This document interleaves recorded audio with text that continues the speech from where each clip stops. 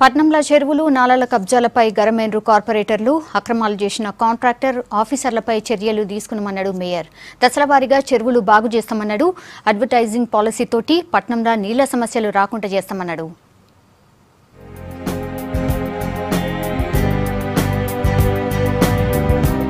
పట్నంల ఆక్రమణలపై గుస్సాయిండ్రు కార్పొరేటర్లు. చెరువులు నాలాల్లో శానా అక్రమాలున్నాయన్నారు. పోయినేడు నాలాల పూడికతీతల అక్రమాలు జరిగినాయని సభ్యులు లేవనెత్తిండ్రు.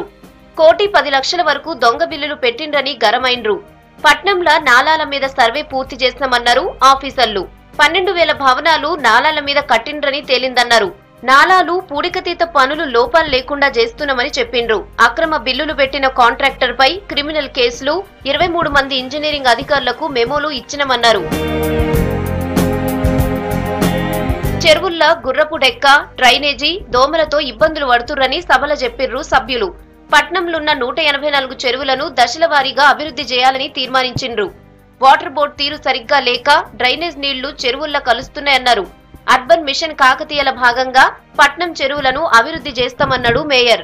అంబీర్ చెరువు గత 8 నెలలుగా అధికారుల దృష్టికి మేము తీసుకువస్తున్నాం. దాంట్లోని గుర్రపు డెక్క తీయించమని, అలాగే ఆ చుట్టుపక్కల ప్లాస్టిక్ వ్యర్థాలను శుభ్రం చేయించమని, ముఖ్యంగా చుట్టుపక్కల ఉన్న 20 కాలనీల ప్రజలు ఈ దోమల బెడతో సతమతమవుతూ సాయంత్రం 5 గంటలు అయ్యేటప్పటికి డోర్లు తీయాలంటేనే భయపడి పరిస్థితి ఏర్పడింది. అది శుభ్రం చేసేదాన్ని జీహెచ్ఎంసీ నుంచి ఏ విధమైన చర్యలు తీసుకున్నారో. వాటర్ హైసింత్ గుర్రపు డెక్కది ఇష్యూ ఉంది. 185 చెరువులు మనకు జీహెచ్ఎంసీ పరిధిలో ఉన్నాయి.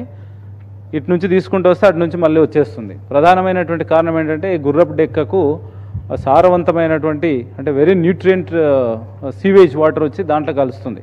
ఇది వాటర్ బోర్డుకు, మనకు, ప్రభుత్వానికి, మూసీ డెవలప్మెంట్కు, 4కి అనుసంధానమైనటువంటి, ఈవెన్ హెచ్ఎండిఏకు అనుసంధానమైనటువంటి విషయం.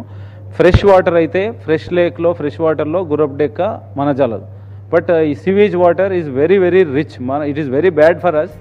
నగరం పరువు తీసేలా హోటళ్లు, రెస్టారెంట్లు ఉన్నాయని గుస్సాయిండ్రు ఆఫీసర్లు. నాణ్యత లేని తిండి పెట్టి జనం ఆరోగ్యం దెబ్బతీస్తుండ్రని మేయర్ గరమైండు. 10 రోజులుగా 100కు పైగా హోటళ్లల్లా దాడులు చేస్తామన్నారు. 10 లక్షలకు పైగా దండగేసినమని, 2-3 హోటళ్లు సీజ్ చేశామని చెప్పిండు.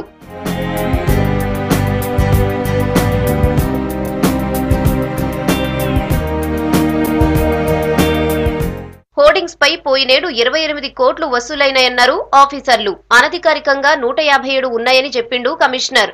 పక్క రాష్ట్రాలు, దేశాల్లో అమలవుతున్నట్టుగా అడ్వర్టైజింగ్ పాలసీ తెచ్చే ఆలోచన చేస్తున్నామన్నాడు. అడ్వర్టైజ్మెంట్ విషయంలో కూడా మరి వాళ్ళ కొంతమంది సభ్యులు క్వశ్చన్లు అడగడం జరిగింది. మరి కొత్త అడ్వర్టైజ్మెంట్ పాలసీ కలకత్తా, ఢిల్లీలో మరి కొన్ని రాష్ట్రాల్లో ఉండడం జరిగింది.